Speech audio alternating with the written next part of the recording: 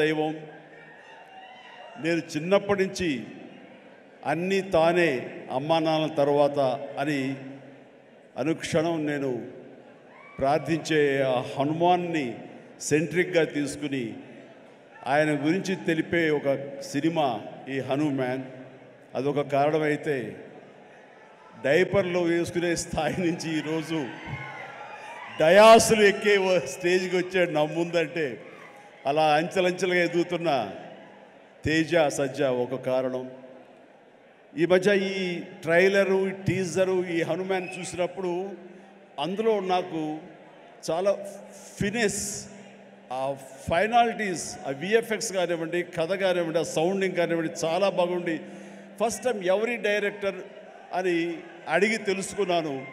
ఆ మూడో కాలం ఎవరంటే సురేష్ వర్మ. అండ్ అలాగే ఇవన్నీ తెలుసుకున్న తర్వాత నాకు అనిపించింది ఖచ్చితంగా ఈ సినిమా చాలా ఫైనెస్ట్ ఫిల్మ్ అవుతుంది అని తెలిసింది.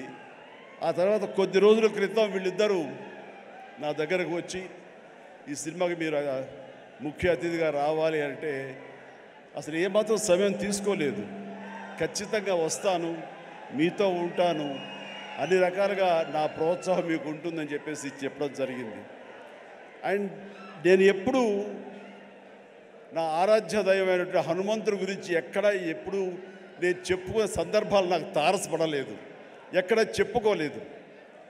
కానీ ఒక్కొక్కసారి మనలో ఉన్న భక్తి చెప్పుకోవాలా అని నాకు అనిపిస్తుంటుంది, కానీ ఒక్కొక్కసారి చెప్పుకోవాలి అని కూడా నాకు తోస్తుంటుంది.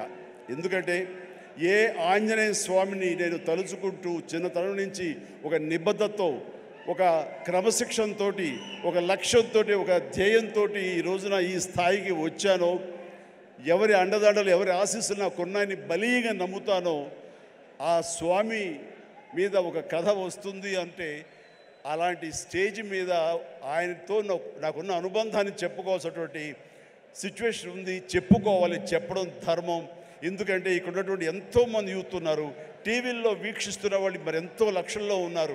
వీళ్ళందరికీ ఒక ఇన్స్పిరేషన్, ఒక మోటివేషన్ ఉంటుంది.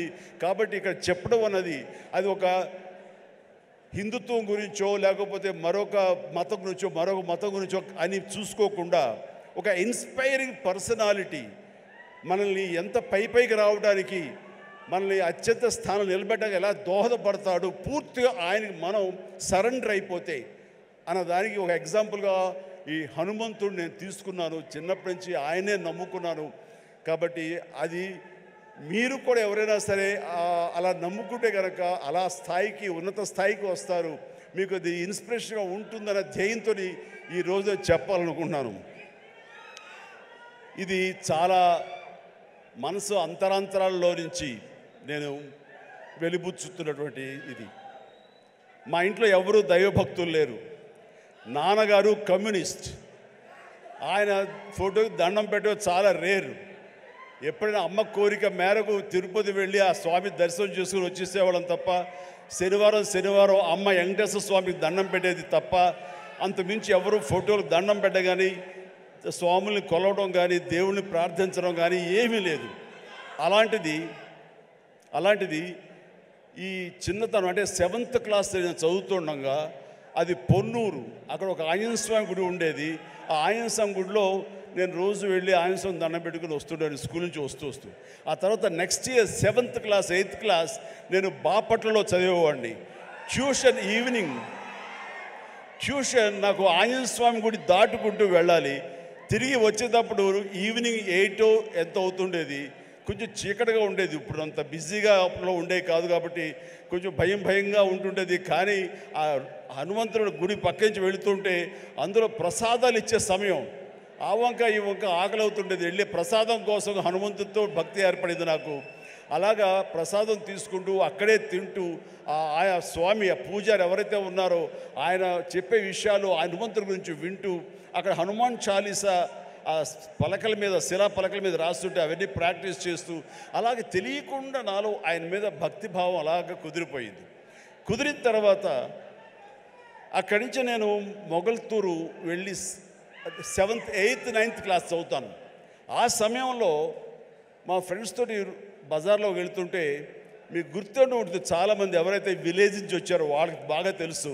రోడ్డు మీద ఒక చెక్స్ ఉన్నటువంటి ఒక ఇది వేసుకుని ఒక్కొక్క చెక్స్లో ఒక్కొక్క వస్తువుని, ప్లాస్టిక్ వస్తువులు, రకరకాల వస్తువులు పెట్టి ఒక క్యాలెండర్ ఉండేది. క్యాలెండర్ కింద మిఠాయిలు అతికించేవాడు. సో మనం 2 పైసలు 3 పైసలు ఇస్తే ఆ మిఠాయి మనకి ర్యాండమ్గా చింపుకోవచ్చు. అది ఓపెన్ చేస్తే ఇంత పెప్పర్మెంట్ ఉంటుంది. ఆ పెప్పర్మెంట్ వెనకాల ఒక నెంబర్ ఉంటుంది. ఆ నెంబర్ చూసుకుని చెక్స్లో చూసుకుంటే ఏ వస్తువు, అది ప్లాస్టిక్ దువ్వెన రావచ్చు, ప్లాస్టిక్ అద్దం రావచ్చు, ఒక్కోసారి ఏమీ రాకపోవచ్చు. అలా చూసుకుంటే నాకు ఒక క్యాలెండర్ వచ్చింది. ఆ క్యాలెండర్ ఇచ్చాడు. ఓపెన్ చేస్తే హనుమంతుల వారి క్యాలెండర్, ప్రసన్న ఆంజనేయ, గుండె చీల్చుకున్నది. ఆ హనుమంతుడు వాడు ఏ సమయంలో వచ్చిందో